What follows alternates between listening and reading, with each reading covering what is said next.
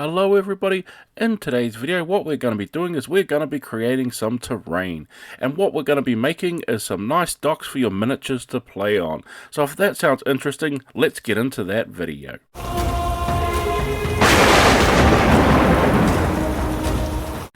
Okay, so what we're going to be doing is we are going to be grabbing some popsicle sticks, and this is going to be of course the nice bases for our docks that we're going to be building here. As well as that too, I'm also going to be making two different sizes of these popsicle sticks, so we're going to go through a few of them here, and I'm going to be using these clippers here with a nice straight edge to cut the popsicle sticks to the length, and this is going to save me a lot of time overall. I find that this is a lot faster than if I was to try use a nice little tiny hobby saw, or if I was to use some scissors, which I can risk breaking the scissors with. And have the clips have these nice straight edge, so all you have to do is sort of line that up, and you can sort of get through it a lot faster than a lot of other ways. That's what I found out while cutting up all these stir sticks here.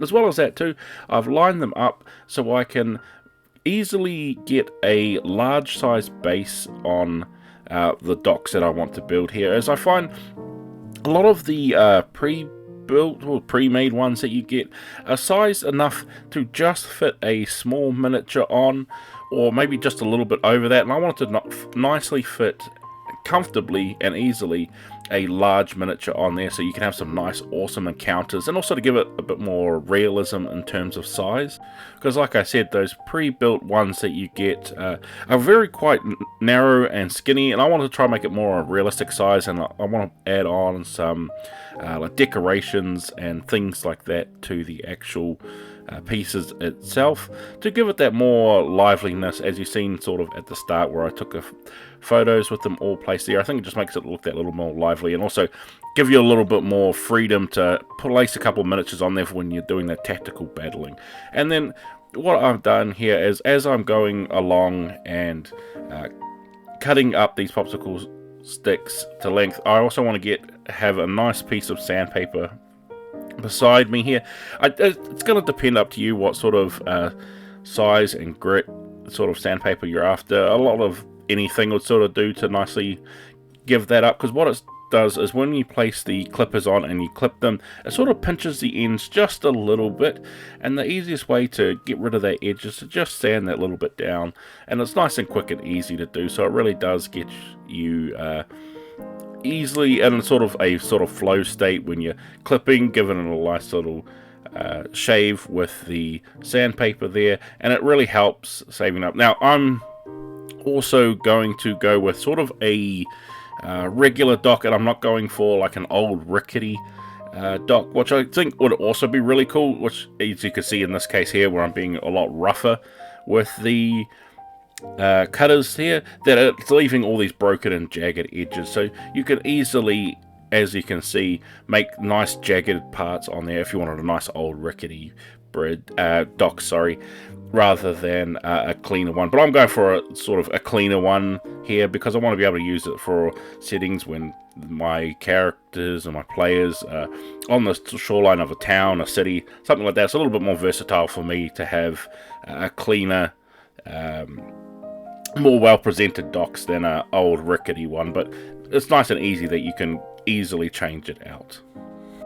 And then what you want to do here is you want to just keep going until you feel like you've got a right amount for you.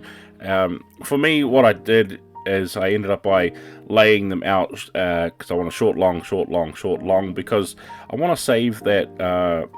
So I've got a space in between where I can place the central like pillars of the docks itself that's holding it up under the water there, and I want that nice and easily distincted. You could totally just glue it onto the ends if you wanted to, but I want to give it that real sort of authentic, you know, when you're thinking of docks in your head and sort of like a medieval situation, you sort of you have this vision in your head, and that's what I'm trying to go for here. So it's just a matter of making them as long as short as you want. I'm not gonna say how long or short I did mine. I just totally did it by what felt right, so totally up to you if you want to make nice long or short ones.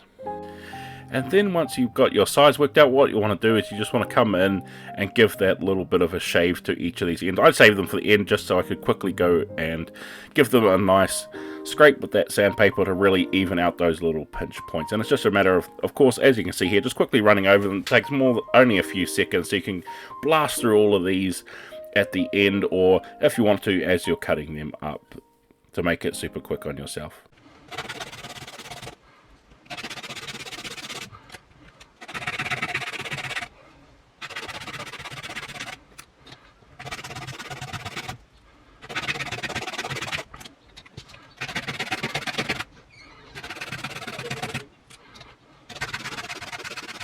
So now we have all those edges sanded, and I've sort of laid them out exactly as long as I want each one of these. What I want to do is I want to glue these together, but to do that we need a nice brace at the bottom of it here. And as you can see, I'm just grabbing some Mod Podge here. PVA glue would also do, wood glue. If I had a little bit of wood glue on me, I think it would be maybe a little bit better, because of course we're working with wood, so it makes it a little bit easier. PVA glue takes a little bit too long to dry for the time span I was wanted to do this video in, so that's why I went with Mod Podge here. Probably a little bit more expensive option, especially for me. Mod Podge is quite expensive and hard to come by, but I wanted to get this nice and quickly done, and Mod Podge dries pretty quickly for the nice strength and that it gives me for holding things together. And then of course all I'm going to do is just place them on the bottom there, making sure that I sort of bring them in just a little bit from the very shortest point on my docks here, so it's not going to catch on anything when we are doing that. But as you'll see in a later part, I'm really glad that I left that little gap in, because I came up with another way to strengthen the build a little bit more as well. So just a matter of coming in now and gluing on those cross braces. So now we have those cross braces all on there and given this nice awesome support, and we've all got them strong together, especially since if you're using wood glue or Mod Podge like I have, even PVA glue, it's going to be nicer and strong. But what I've got now is some nice little wooden dowels, and I've chosen ones that I had on me that sort of fit these gaps perfectly. I was really lucky that I found these quite well, and what I've done is I've created sort of a little template here that I've measured out to the height that I wanted to. It's sort of about 2 inches, 2.5 inches, that sort of thing. It's not an exact measurement. I just chose this little piece of wood here to give me that size, and I was measuring it up to what it would look like off the ground, because I don't want to sit flat on the ground and I don't want to sit it up way too high. So it's just a matter of finding the length that works for you. And you can see here, because I've made that little jig slash guide, I've got something nice and easily to measure it up for. And then what I've done is I just grabbed myself my little hobby saw that we've got here. I probably need to work on getting a little bit better hobby saw there. I find this one just a little bit too flimsy. I think the blade's just a little bit too long, or I need something just a little bit more hardier, because it's also bending on me and stuff like that. But that's mainly because I'm being impatient and I just want to saw through it for on camera.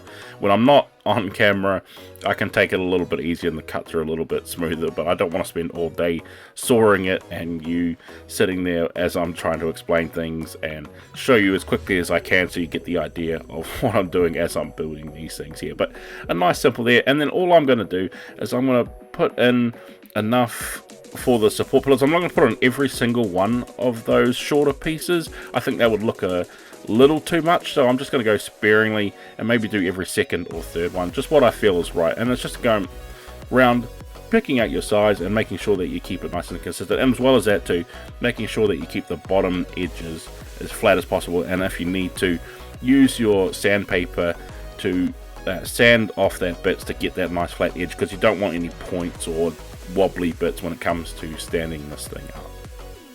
So now we have that done, what I'm going to do is I'm going to glue them on. And this is what I was talking about before when I made a little gap for my cross braces there, as I placed it just enough so I could place another piece of popsicle stick there that I can glue each one of these supports onto. And as you can see here, I've built me a little jig out of some tongue depressors that's giving me the perfect height that I want for these things. I'm not going to say what height this is. I don't think I could measure it accurately if I wanted to anyway. This is totally by gut feeling and what you have around you that could be sort of the right size to get them on. One way you could do this is perhaps using super glue to get that instant bond there. I did try that on one piece beforehand, but I was finding it quite hard probably because of the type of day that I was building this on. It was a very wet and rainy day, that the super glue just wasn't sort of bonding fast enough, and it just wasn't reacting the way, and the wood was just sucking it all up before it could actually bond together to the piece. So if you're working on a hotter day or a better climate or something like that, you might have actually had a good chance with super glue. But also super glue is quite expensive, and you can go through a lot of super glue trying to bond these things together. So I'm just sticking with the Mod Podge like I had here, and I probably need to go out and get some wood glue with more projects like this. With doing the wood, I think it just make it a little bit cheaper and easier, of course, since of course wood glue is for bonding wood together, and that's exactly what we're using here, because I want to try to keep our wooden stuff wooden and keep that nice and sort of authentic, and hopefully it comes off into the final pieces. And as you can see here, because I've lined this up right and I have it at a steady height, I can just easily put a little dab onto the edge there, glue it up right against my edge. And since I've added on that cross bracing that is vertical instead of horizontally flat across it, I can nice and easily put that together, and I've got a bigger bonding point than if I was to just put it on the very point of our little bits of popsicle stick there. I knew it was going to be too slim and thin, and it was going to snap if you give it any sort of force, and I didn't want that. So adding those bits on there is really going to help strengthen this piece right up. Now we have the build basically complete. There's not much to actually building some docks, so a lot of it's going to be into this paint job here. And what I'm doing is I'm using oil colors here, and I've made a mixture of black and brown together. I think I went a little too heavy on the black. I probably should have done this a little bit more towards the brown side, but that's okay. We can fix it up with dry brushing and steps like that later on. Now, one thing with oil painting is you want to make sure you mix this with white spirits or mineral spirits rather than water to mix it up. It will not react with water, so it's an extra step here. You could totally paint it if you wanted to, but the one thing is, if you paint it up with miniature paints or acrylic paints, is that you actually lose a lot of the texture when you're painting on wood like this, and it sort of becomes a little bit more fake looking when you're using oil paints, because you can thin it down. And I should have actually thinned it down way more than I did right here. My sort of second time using oil paints on actual wood itself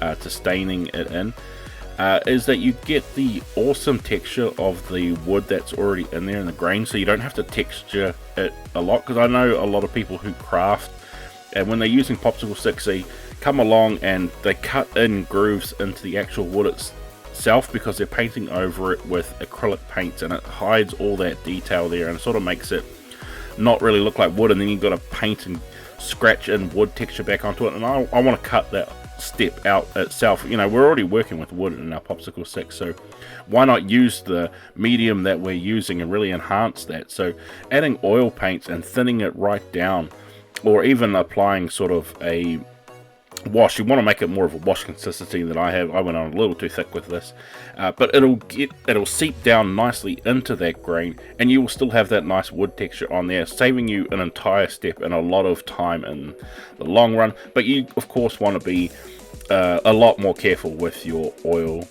paint, and making sure that you don't use anything other than brushes for oil paint specifically, because you will ruin any of your miniature brushes and things like that. So use your old crappy brushes for doing this step. So as you can see, with me being super sloppy and heavy-handed with my oil painting, I still got some awesome wood grain texture onto this piece itself. So you can see it's a lot harder to mess up. So what I'm doing now is I'm adding a dry brush to it. I'm coming in with a brown here. Any sort of brown is going to be great for this step, and I'm just going over super light with it, slowly building up that color, because if we go too heavy with it, of course we're going to start losing that texture and detail onto the wood. So remember to keep it super thin, probably even thinner than you would usually do a dry brush. So, you know, making that paint really come off that dry brush before applying it on there to just really catch those edges, because we've got that nice detail already in the actual wood grain itself. And then once again, I'm coming in with the final color here, and this is actually going to be a gray, because I want to make this dock looks like it's well used. And when wood starts getting really well used and old, it sort of gets this nice sort of greyish white tint on it, and that's what I wanted to go for here, and make it look like there's sort of tracks and areas where people coming up and down would walk and wear it out that little bit harder. So I go a little bit harder into those middle sections where people would naturally stand, but a nice easy overall step here.